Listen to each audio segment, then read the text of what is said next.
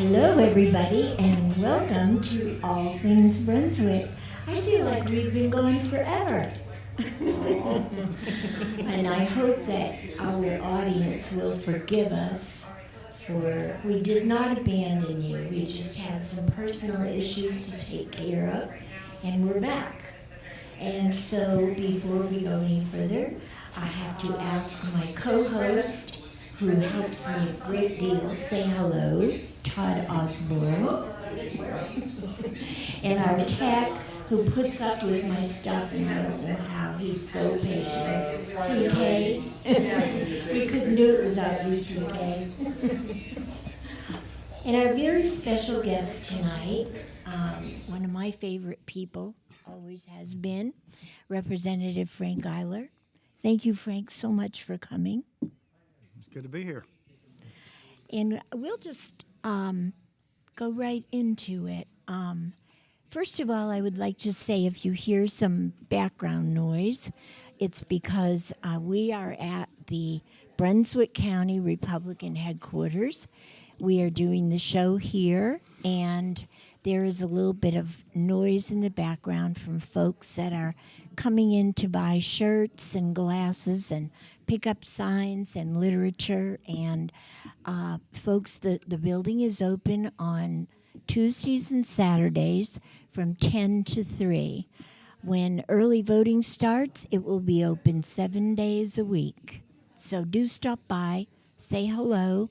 Any questions, we can help you out. And on that note, we will get right to Representative Iler.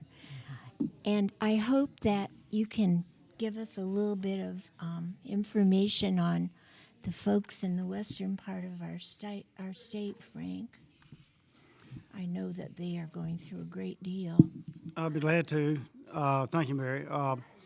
Just got an update, 10 o'clock from the State Emergency Management Chief of Staff by Zoom meeting, and gave us some facts. I also had a conversation with DOT, so I've got a little more information about the roads in western North Carolina. But a couple of things that the Chief of Staff at Emergency Management in Raleigh, a couple of things points he made, about half a dozen points here, that FEMA is already on the ground. That's federal, of course. Good. And they're they have the ability, due to the state of emergency, this it's federal and state, declared by the governor, they can authorize direct deposits. So that'll get money to people pretty quickly. Oh, that's great. The physical issues are a little bit different from that. Money's okay, but if there's nothing to buy, it doesn't matter. So he said overnight there were 13 truckloads of MREs, 5 truckloads of water, and many more on the way over to the west. He said that there were 22 acute care hospitals on generators. There are now 21 back on power out of 22. That's great. Yep, that's terrific. He said there are 38 fatalities so far, but he also said there's 24 North Carolina search and rescue crews and 13 out-of-state rescue crews still looking for people. So they're missing people in addition to that. Utilities, there are 7,000 crews from 18 states. DOT reported, and I talked to our division engineer who's on top of all this. I did not talk to the mountain engineer, but this is our local guy, but he's up to date on everything going on over there. It's 400 roads have been closed. Oh, my goodness. I-40 is still closed, and it's devastated at the Tennessee state line. I-26 to Asheville is now open. And let's see if I've got any other tidbits here. The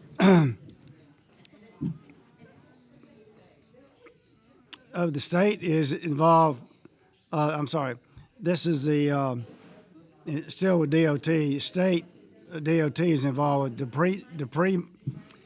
debris management and rescue operations also, and a business that wants to see what they can do can go to. Oh, by the way, 15 counties have their EOC or Emergency Operations Centers active.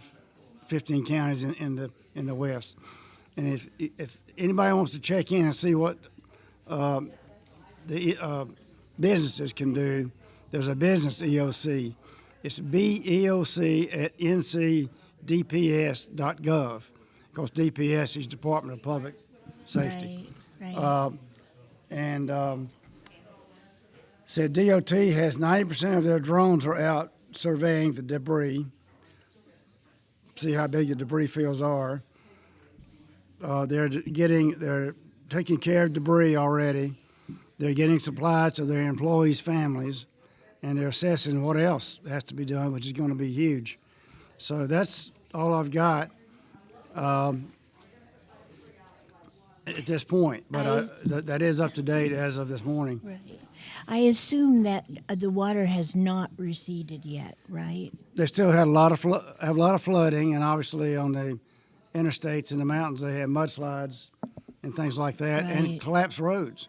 You see, Yeah. and bridges Yeah. just collapsed, just like we saw in Boiler Spring Lakes here a couple of years ago. Yeah.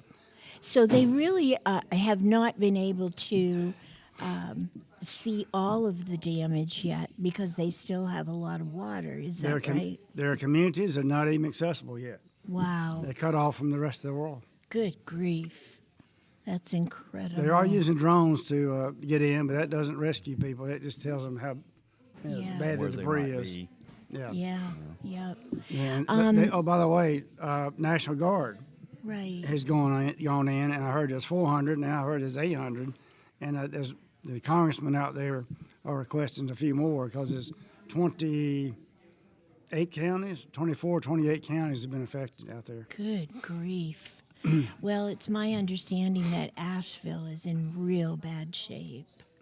So, and there was a small community that is no longer, Chimney Rock. Chimney Rock is now sitting in Lake Lure. Oh All of my downtown gosh. Chimney Rock was That is just so sad. decimated. Yeah, I heard Lake Lure was about gone, Yeah. the Yeah. town. They thought that they were going to lose the dam, but I believe it held. Now, I Oh, heard there's no that's so dam sad. breaches yet, but Yeah, that's it still didn't stop the flooding. our cabin was on Fontana Lake, which is just west of Bryson City, Right? and right now you can't get to that area because none of the roads are passable. So, how far up I-40 can you get before it's closed? I don't know that. They said it's open. Up to about Marion, they're not letting anyone other than first see. responders in and recovery crews pass that. I'm sorry. Once they get into Asheville. 40 is closed, and particularly at the Tennessee line. But on this side, I'm not sure. And, It's about Marion. Around Just before you get to Marion. Marion, Black Mountain, okay. that area, they're Okay. diverting people off because Right. they don't want people going into Absolutely. Yeah. Yeah, I think this closed before you get to Asheville. Yeah. Black Mountain. Yeah. And, I think, folks, if you want to help, if you want to give, I would contact my local law enforcement. They can give you a specific way to contribute to this emergency. I know a couple of people that sent water, and they went through their local PD to find a place to send it. So I would suggest that you do that should you want to give. Or the sheriff's office here in Brunswick County. Our sheriff, Brian Chisholm, is over there helping where he can. And we also have first responders who have left Brunswick County to go there and help. And we have a few from New Hanover who have left to go over there. So everybody's pitching in. yeah, I'm sure Brunswick Electric has sent some crews over. Oh, yeah. Yeah. One other place I was notified this morning, it's out on social media, Shallotte Electric in Shallotte and in Southport, and their store, Beach Hardware, on I-79 in Ocean Isle Beach, are collecting things. Okay, And every okay. time they get a truckload, they're going to send it. Uh-huh. And I also heard this morning, be sure whoever's doing that locally is in touch with people there to see where they can get it in and get distributed. Right. But I'm sure knowing the people, the Millikins at Charlotte Electric, I'm sure they're in touch. Yeah. And with if you're people. one of the people trying to coordinate that, be patient because the contacts there, it's very difficult to get a hold of them. They have very limited communications. So I know trying to help get some of the equipment up there and everything, getting people on the phone to get coordinated as to where they want it and stuff like that. Right. And Yeah. it's no different with the supplies. Yeah, I Yes. believe you can go through that website, beoc@ncdps.gov, and get some help with that type of thing. Yeah. I believe. Right. Yep. That's the contact for businesses that want to help, I believe. Yeah. Well, please say a prayer for our neighbors in the western part of North Carolina who are going through this very difficult time. And thank you for that update, Frank. We appreciate it. How about if we go on to another important issue, the fact that you are a candidate in this upcoming election. I'm going to just let you talk about what you wish in that respect. Well, my overall theme, I don't know my opponent. I don't know what his business has been or what he's doing. He's a middle-aged family man, I've been told, and a nice guy, but I don't even know my opponent. But my overall theme is experience matters. I know this gentleman doesn't have a record of any kind, and we do have a record since we got the majority in 2011 of economic freedom, and they're kind of government control, and we've lowered taxes. Your income tax rate's gone from a high of 7.25 in the state down to 3.99 at flat rate. Wow. Your business tax, all businesses, including small business, has gone from 5% to 2.5. Now, that's been over a period of years, and it's scheduled to go on down. So someday we may be like Florida or Texas and some Tennessee that have a zero income tax rate. So we believe in low prices, low inflation. A few years ago, President Trump had inflation at about 1.4. The following year, when he lost that election, it went to 9%. The overall inflation has been over 20% in the 4 years that some other folks have been in charge. You're and so nice. If I hold it to the camera, you'll get a postcard that looks like that pretty soon. And on the back of it, it's got a clear choice. And besides prices and taxes and inflation on the low side, and they want all that on the high side, I believe in secure borders and safety. We've outlawed sanctuary cities, and I understand that they want open borders and crime, that we want secure borders and safety. We want honest elections with voter ID. We passed it 3 times. It finally got in the Constitution. We finally got it out of court and into your hands this election. They want illegal aliens to vote, and they oppose voter ID. That's the party of my opponent, who I don't know what he stands for, but his party stands for these things. Mm-hmm. Education, we believe in students and parents having choice. We believe in school safety. My colleague Charlie Miller started our school safety program, and he's been fantastic as a go-to person in the House on schools, law enforcement, and school safety. They want no school choice, and they want to defund charter schools, and they want to take the resource officers out of schools. Oh, that's insane.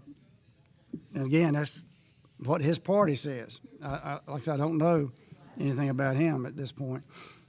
We defend law enforcement.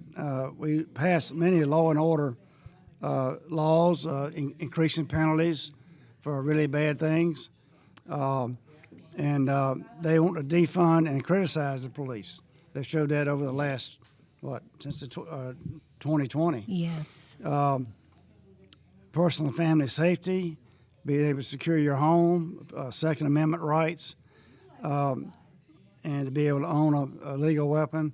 They want to confiscate legal weapons. They want to register them, and that's the next step is knock on your door and have a reason they want to confiscate it, without any due process, of course. Mm-hmm. I believe in free enterprise. I'm pro-business. I was a small business owner in my career. I had about a 40-plus year business career, large and small, but I did have a small business for a while. They're supporting a 28% federal business tax, taxing your 401k, and even if you make a gain, or anybody that's investing your money makes a gain, you're going to pay taxes whether or not you actually get money. If you don't sell goodness. it, Unrealized gains. unrealized gains, they call it.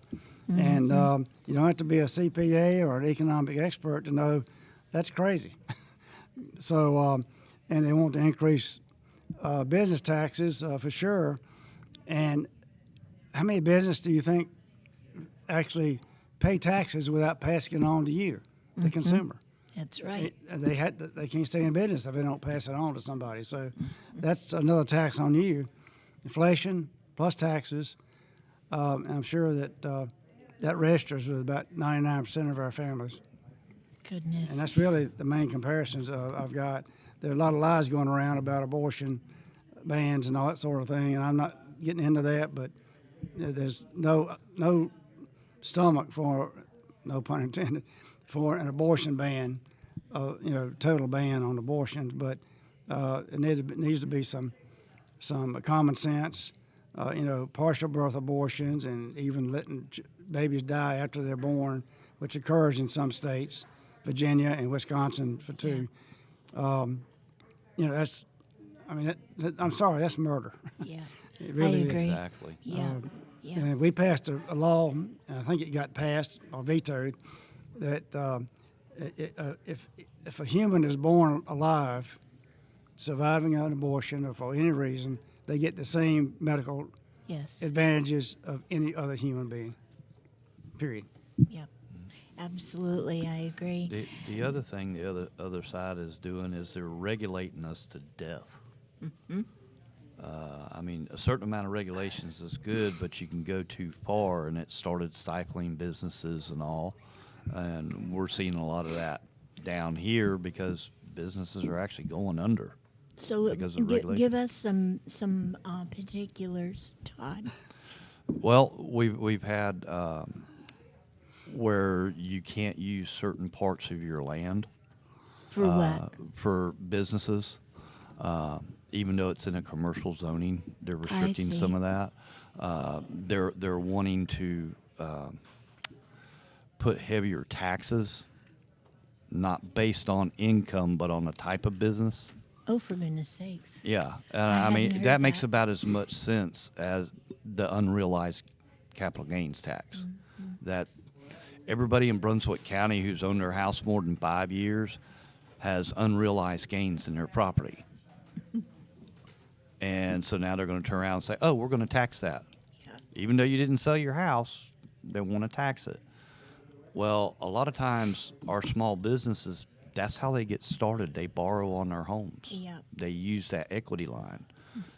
But the way the leftists are wanting to do this, they're wanting you to borrow on your home to pay your taxes. Goodness. So you're stifling people from being able to grow. And you're deeper in debt. Yeah. And the whole purpose for the 14th Amendment is so people can own property and use their property. That's how you build wealth. Right. My wife and I started out, she was in college and I was working 2 jobs and she worked a full-time job. We lived in a single wide. Yeah. I think we've all been there and done that. But that's part of the process. That's part of the American dream. You work your way up. Yeah. And those things are being stopped. The Yeah. inflation is killing us. I know. In my first introduction to that, I was selling food in Goldsboro. Before I got here 25 years ago, I was in Goldsboro. I was selling food in this country club there, golf club. It had been a farm. And the guy that owned it, a very prominent citizen, very hardworking guy in Goldsboro, his mother died, and there was an estate tax. And we're against estate taxes. We call it a death tax because he had turned that into a valuable golf course, and he couldn't afford to pay the taxes. The state couldn't afford to pay the taxes because his mama wasn't rich. They were making their whatever profit they made, but it wasn't enough to pay the taxes. $1 million or whatever it was. He didn't have $1 million. He finally was able to settle that, I think, and it's still there. but it's a very popular golf course, open to the public. It's a big. There's not a lot of recreational opportunities around Goldsboro, but that was one of them. But the main thing is that he almost had to sell it to somebody or go out of business. You know. I've heard so many horror stories, and on that thought, we need to take a little break and pay some bills. So please stay with us. Our guest today is Frank Iler. We'll be right back.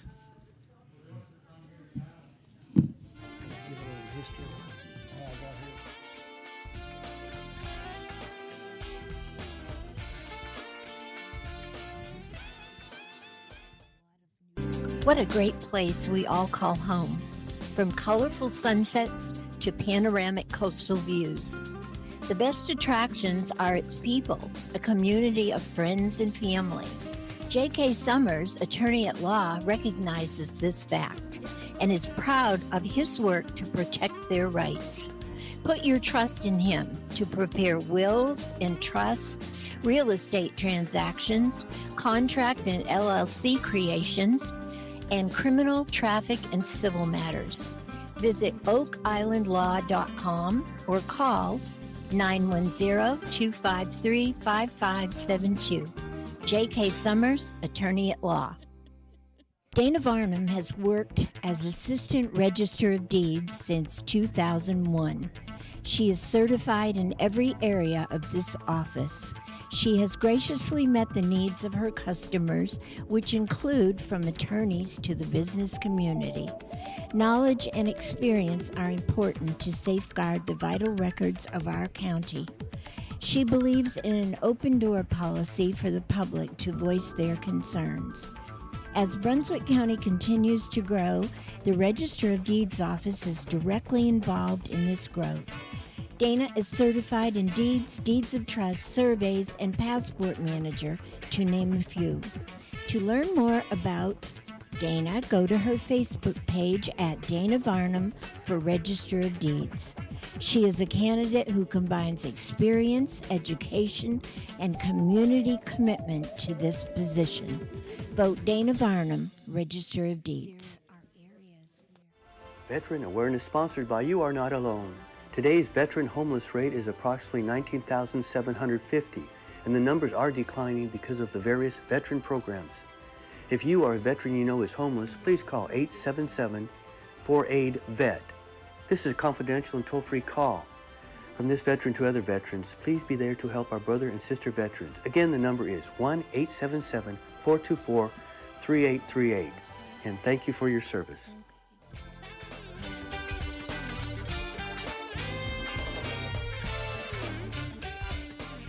Welcome back, folks, to All Things Brunswick.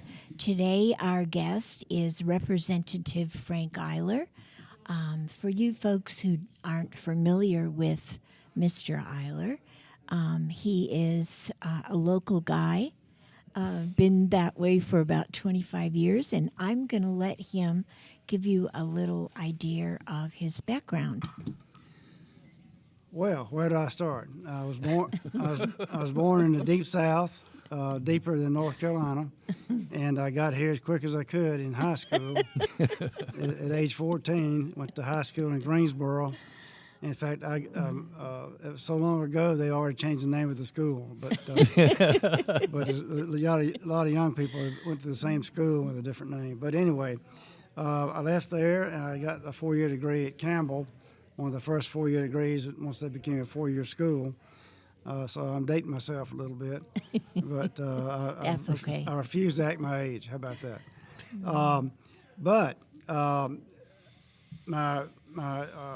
I went through a marriage and divorce, and my second wife was an English teacher, and she improved my English quite a bit while we were married. And a lovely, lovely lady. She wanted to retire to Oak Island. When it was actually Long Beach. And Right. a month after we moved, it became Oak Island Yep. by law in 1999. So I've been here a little over 25 years. Lost her in 14, sold the house in 19 on Oak Island, moved to a condo in Calabash. I traded a beach for a golf course venue. So it's not all bad. But she had 15 good years, and then I had 20 over there, and I've had 5 down in the different part of the county. I had a 40-year career in business, went from accounting to operations with Hardee's Food Systems home office, and their budgets and their operations and their marketing. And then I liked that marketing idea, so I went out and got a Bojangles franchise for a few years, and then brought in some partners, and that didn't work out wonderfully. So I went my way and started selling food, and did pretty well with that. So had a varied career. I couldn't keep a job until we got into politics, I guess you'd say. But I was always a guy that took off a day of vacation on election day, and there was one election day back then. I took off a day of vacation, put up somebody's sign, and passed out their cards, Ronald Reagan or somebody like that, and worked with the party, the Republican Party. I've been a Republican since I registered to vote. And I had to wait till I was 21 to register to vote. They changed the law way long time ago. But in fact, they looked at me funny even in Greensboro when I said I won't be a Republican. But in these days, things have changed. And then we got here, and a lot of Democrats around, and not too partisan because I work with everybody, particularly in Raleigh. And but things have changed. People that have been here saw a different party, and they said, well, we kind of like Republicans, limited government, lower taxes, and so forth. And the newcomers are leaving their politics behind in California and New York and places, and coming here for a little bit better political atmosphere. Yep. So we've been able to be successful. I hate to tell how many times I've run, but experience matters. All right. I was appointed in 2009 when Bonner Stiller stepped down. The party sent me to Raleigh. I had to run 7 times. Every 2 years we run, and I'm up for my 8th general election in November. Before you go any further, Yeah. I would like the audience to know Frank was the chairman of the Brunswick County Republican Party. And during his 3 years as chairman, he did some remarkable things. And one of those things being introducing to everyone the slate card. Now, the slate card is a tool that we use at election time, and it is incredible. I mean, it is so easy for anyone to go to vote because they're allowed to take the slate card with them. This card has all of the Republican candidates on it, and I'm sure that the other parties might do the same. But for somebody like myself, I'm not real familiar at times. I am now, but didn't used to be, the conservative judges. And it's very important that we have conservative judges. This slate card will tell you exactly who they are. And so for that, I thank you, Frank, because that was a remarkable invention. Well, let me say something about that, because I went to a seminar put on by North Carolina Republicans in Wilmington that talked about a slate card. I said, what's a slate card? And I explained it's got all the Republican candidates, and you can put the conservative judges on there. Yep. Then I found, and when I became chairman shortly after that, I found out that the judges didn't have the party. And Right. we could figure out who they were because they were registered one way Yep. or another. And they didn't have the party on there. I got to Raleigh, and we started asking the question, what happened with that? And the Democrats had taken the party off of it because they started losing Right. because of that. Yep. And then we started letting people know who the conservative judges were on the back of our card. But this card goes right down the ballot. Yes. And we printed 50,000 the first year, and I had to get all the candidates to chip in because it was $1,500. Now we spend a lot mailing them out and passing them out. So, and it's a real centerpiece of And our they're more of our election. expensive. and they've gotten more expensive. But it's in red, white, and blue. Imagine that. Yeah. And it goes right down the ballot. Now we're telling people, since a lot of people don't go to the bottom of the ballot, and it's like a 20% drop-off sometimes, because they don't know the people at the bottom of the ballot. They come in and vote for president or governor or Yep. maybe one of us. Then they go down the ballot. So I don't know these people. What's the register of deeds? And so it tells you who the Republican is, and you can decide whether or not to vote for them. And even if they're unopposed, they'll be on there and they'll be on your ballot. Right. And our judges, a lot of the local judges, aren't opposed, but they'll still be on there. But we passed a law putting the R's and D's back on the ballot Yep. to give people at least that much information, and to say, well, we don't want it partisan. Well, you don't want people not knowing who they're voting for, Exactly. and 20% of the people don't even try. So that's And it's I think- very important that you vote the entire ballot. the entire ballot. My suggestion to you is turn it over. Start on the the back bottom. side. Yeah. Yep. Start on the Go bottom on the backwards. back side, and that way you'll just go to the beginning and there'll be no question. There you go. Yep. But that's a handy guide. I love working the polls and offering somebody a slate card, and they pull one out of their pocket. I've already got mine, Yep. and they're walking in with it. Yep. You can take anything like that into the polling place except a sample ballot looks like the one published by the Board of Elections.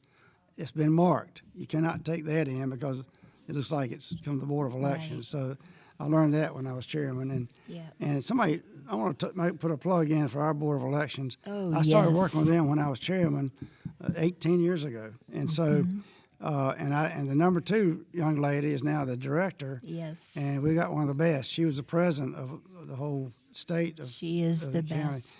And people have concerns about the election.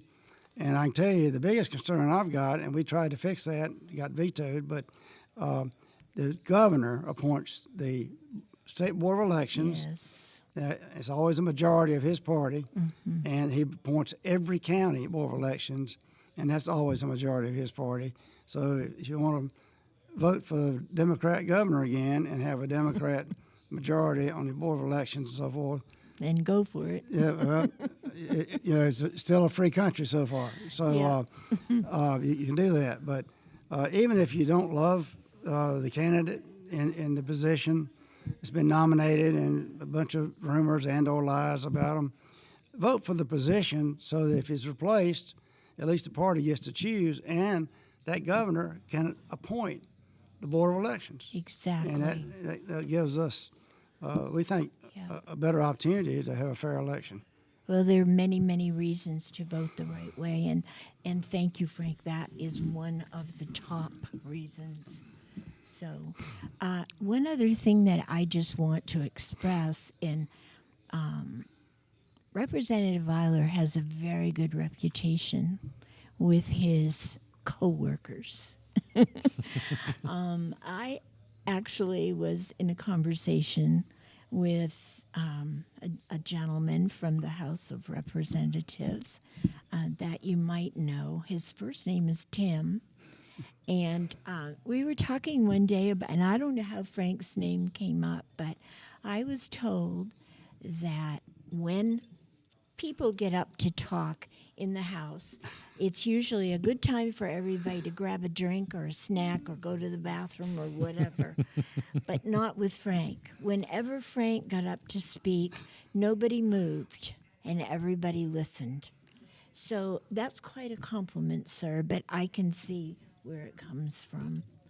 Well, And, I had a lot of good mentors when I first got there, and one of the things they tell you, you don't have to apologize for what you don't say, and if you're going to say something, be sure that if people don't like it, that all your colleagues will get painted with the same brush. Right. So I don't talk a lot, but I try to chime in when I think it's important, particularly to our district. Charlie Miller has a bill or whatever, or people that I respect highly, and I think it's going to be really important to our area. Then I'll have something to say. Well- to be sure people know I'm supporting the bill, Yeah. and Well, everybody wants to hear what you have to say, so you must do it in a very good way. okay, well, Okay, I think that Todd has an issue that he would like to discuss. They mentioned it about a year ago, said that they were going to discuss it, and it kind of died, and that's HOAs because they've kind of gotten out of control. Yeah. It's sure. one thing when you buy your house in a neighborhood and they have an HOA and you agree to certain guidelines and all, and then we get what they call a Karen becomes the HOA president, and all of a sudden any property rights that you thought you had, she's going to take them away. Yeah. And that's becoming a bigger and bigger issue. They're almost like their own little mini government, and if they want to be tyrants, they can do so. I mean, is anything going to be done about that? Yes. That's a short answer. That's a good thing. Here's a little background. This past session, we have a 2-year session, 23-24. We're going to have another one, 25-26. All right. There's 14,000 HOAs in North Carolina. Almost 3 million people live in HOAs. They become like a mini government. There's only 2,000 towns, and there's 14,000 HOAs. So it's like a mini government. They do have certain things that you've agreed to, but when they start jeopardizing your private property rights, it becomes a problem. So they want everything to look nice. When the guy wants to paint his house the same color it's always been, and they say no, that's a little ridiculous. If a lady in Wilmington has her trellis screening a single lady screening her bathroom, and the wind blows it down, and she's told she can't replace it, that's a little ridiculous. And then they come along and say, well, it's higher than the fence.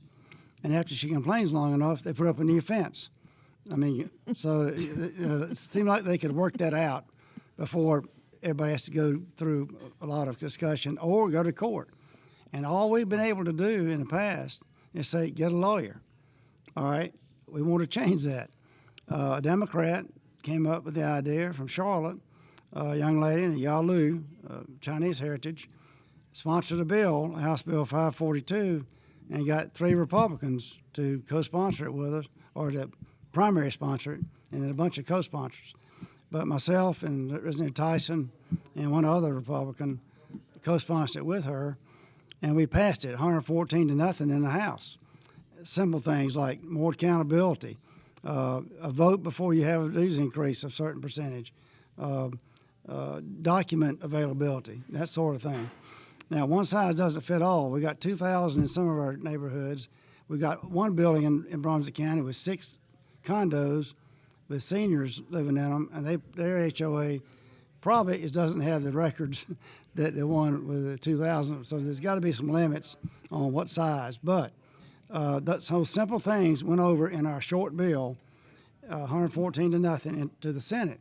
Well, a senator or two over there had some great ideas, and they loaded our bill up with their great ideas.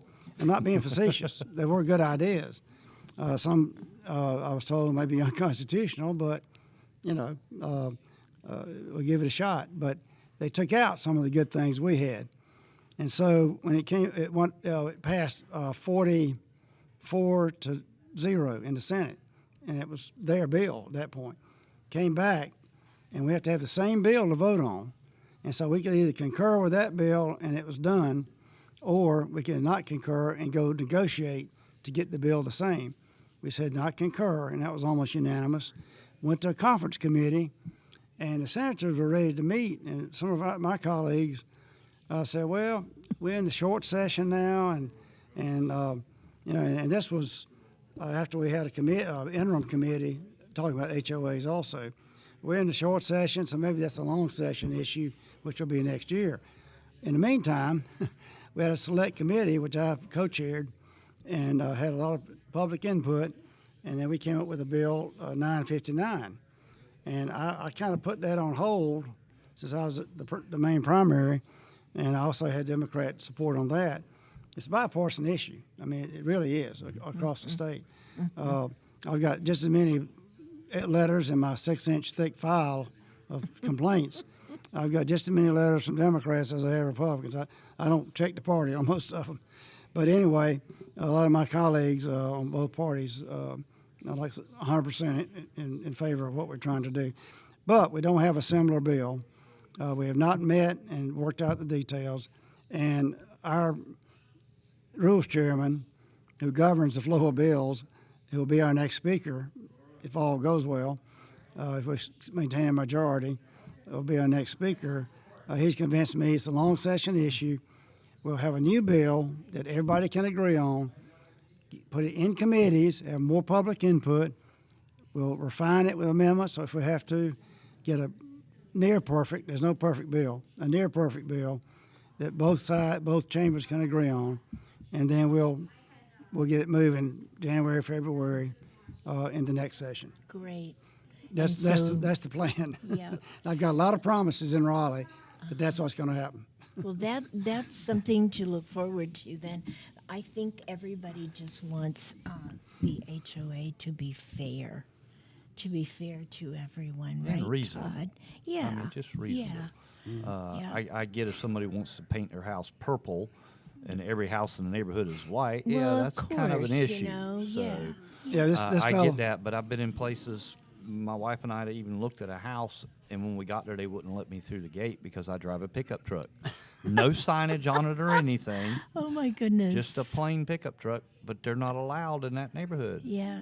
And I'm like, my God, it's bad enough you're restricting the house. Now you're going to tell them what they have to drive? Oh my. What's going to happen when they come up and say, oh, everybody has to drive a Mercedes? Oh my gosh. Or electric car. Yeah. Yeah. Oh my goodness. See if we can burn down the neighborhood charging cars. That's terrible. But- Well, everybody, folks, keep an eye out on that, especially if you deal with an HOA the first of the year, right, Frank? Right, we get sworn in, assuming we win. We get sworn in January around the 15th, Right. around my birthday. And then we get our bills moving early February. Good deal. Early Good February. deal. Yeah. I think that you had another issue that you wanted to talk about today. Okay. But if not, I have a question for you. I would like to know, and if you don't want to talk about it, just tell me. I have concerns about candidates that are running in our state, but my biggest concerns right now are how they are being treated. And I think that the main person in that particular area would be Mark Robinson. Yeah, we always knew that Josh Stein would have a lot more money and a lot more airtime because of that money, and a lot more dark money, as it's called, Yep. from groups that are not associated with him, but that are to support him, the Planned Parenthoods, the Act Blue, different national groups that actually he and Governor Cooper have been running around the country raising money for these groups, and then, we don't have anything to do with them. They do what they want to do as far as commercials. And he's been able to slam Mark Robinson with things that, Yeah. in the days of AI, they can put me up there saying something I never said. I know. I mean, I know. Yeah. I don't understand how. I mean, this never used to be like this. I remember elections when I was a child, because my parents paid attention. Okay, they were concerned. Nothing like this ever went on, ever. We had more respect for one another, I guess. Yeah. Well, I want to assure you that in the House of Representatives and usually in the Senate in North Carolina, I let people know I work in Raleigh, not in Washington. I'm not going near that place. But, but, and that's the way I say it. But we work together. On 90% of what we do is almost unanimous. Right. It's just good policy. Yeah. But we do have differences, and we do make speeches for the TV cameras, sometimes them more than us, but it happens. Because we're in the majority, and we get our way most of the time, but they like to let people know how they stand, and they got the freedom to talk. But we work together, like on HOAs or a lot, sometimes on the budget. We had Democrats support our budget and help us override some of the budget things last year. We couldn't agree on the budget this year. The fact we're going back next week and override the mini budget to fund education and the ICE provision, which means sheriffs have to cooperate with ICE. Right. We use that bill to put a mini budget for education since the big budget didn't pass this year. Right. But we always have a budget. We pass a 2-year budget. We go back in the even year and tweak it.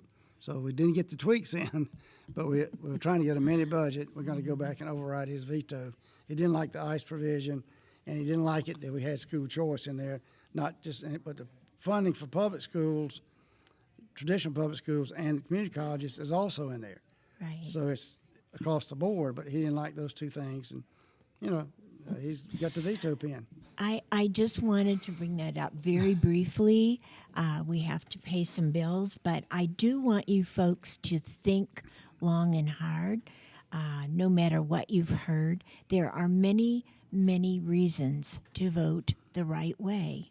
So please do your research, do your homework, and do what's good for our country. And on that note, we will be right back. I can talk about transportation.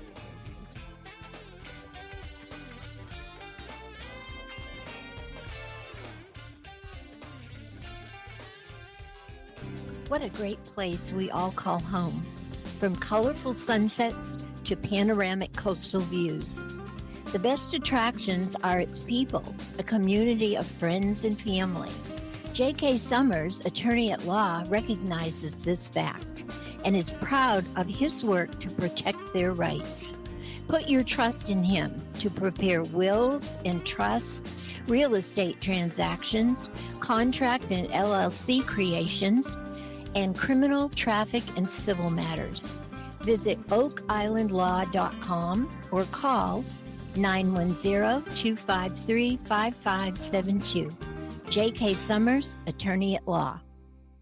Dana Varnum has worked as Assistant Register of Deeds since 2001. She is certified in every area of this office. She has graciously met the needs of her customers, which include from attorneys to the business community. Knowledge and experience are important to safeguard the vital records of our county. She believes in an open door policy for the public to voice their concerns. As Brunswick County continues to grow, the Register of Deeds office is directly involved in this growth. Dana is certified in deeds, deeds of trust, surveys, and passport manager, to name a few. To learn more about Dana, go to her Facebook page at Dana Varnum for Register of Deeds. She is a candidate who combines experience, education, and community commitment to this position. Vote Dana Varnum, Register of Deeds. Veteran Awareness sponsored by You Are Not Alone.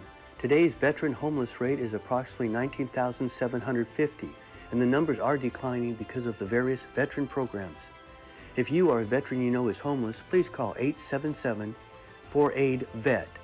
This is a confidential and toll-free call. From this veteran to other veterans, please be there to help our brother and sister veterans. Again, the number is 1-877-424-3838. And thank you for your service.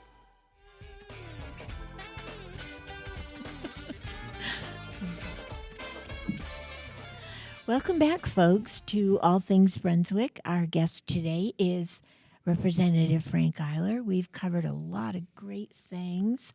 And I think we have one more thing that we want to talk about briefly, and that is a big issue in this county right now, and that being transportation. Yeah, I've got a little bit of a history with the Transportation Committee and the Transportation Appropriations Committee, which is part of our budget. It's separate from the general fund, but the total of our whole budget is about $30 billion these days.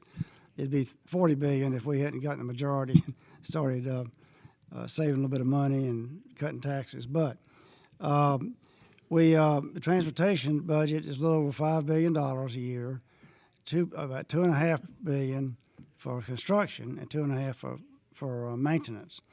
I get to help write that budget, So when I called DOT for issues, and I got almost as many issues for roads and bike paths and stuff like that as I do with HOAs. So Wow. I get a lot of issues about the potholes and so forth.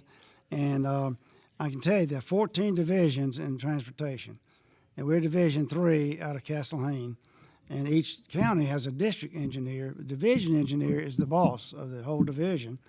And we have the most responsive division, I think, in the state. I've asked for things to be done, which are simple, or the simple things, not the big projects, things to be done. And the division engineer will come out to Brunswick County, look at what's going on, and if there's any way to fix it in a week or two, he'll have it fixed. You know, it's That's patching great. a pothole or something. The guy broke an axle one time. He came looked at it 2 weeks later. The road was fixed where he broke his axle. But anyway, that's again, they're very responsive, and I mean every pothole you need to call me or email me. But and again, I can answer most of the questions. But most of my job is getting people talking to each other. People got big DOT issues.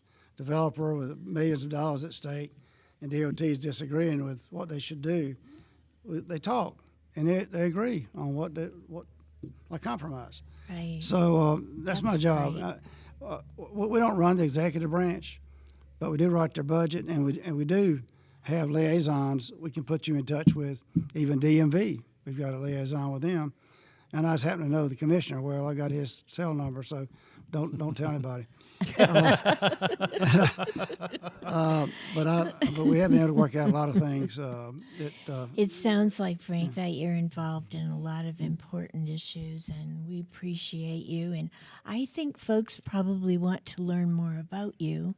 So where can they go to hear more about Frank Iler? Okay, every time we're in session, the next weekend I write a newsletter, and it's in the newspaper the next week, and goes out by email. So if you want to get on my email list, you can actually I publish it through my office in Raleigh and through my campaign, but it's non-political. It's just here's what we did. And you can go to frank.iler@ncleg.gov. And that's the NC legislature, so ncleg.gov. Frank.Iler, it's I-L-E-R, and that dot's very important. So use that. And if you want to go on the website, www.ncleg.gov, look up any member, me or Charlie Miller, who's in Brunswick also, and you've got that email address right there. And you've got an office number right there. And if I get an office call, my assistant is the best in Raleigh. She's been around longer than I have. She's a doll. And she handles things before I even know about it sometimes. But she will forward it to me if it's from the district and it's a legitimate problem that she can't handle automatically. Or she may just put them in touch with an agency and solve the problem. We had a guy's been working on his father's veteran benefits for 2 years. In 18 minutes, she answered his email, gave him a phone number. 2 weeks, he had it, That's had it great. fixed in 2 weeks. It's a matter of getting the right person. She just got everybody's number. Let's put it that way. Literally. Literally. Do you have a Facebook page or I don't do Facebook personally. Okay. We post things. right? Do you have a web site? Well, People? we've got a campaign site. Okay. And we don't do business on that, and we don't do campaign stuff on my business. Right. So it's www.ilerforhouse.com. Okay. And we are out of time, folks, unfortunately. This has been a great hour. I always enjoy having Frank come by and give us new information that we don't have. And I appreciate you, Todd. I know that a lot of these subjects today you were familiar with. Todd has retired from the DOT, so he's familiar with a few things in our county. And I thank you so much for being part of this. And Frank, thank you. We wish you the best of luck, and come back on the show whenever you wish. Just let me know. Okay. And folks, tune in next week for All Things Brunswick. go to our Facebook page. We have our own Facebook page.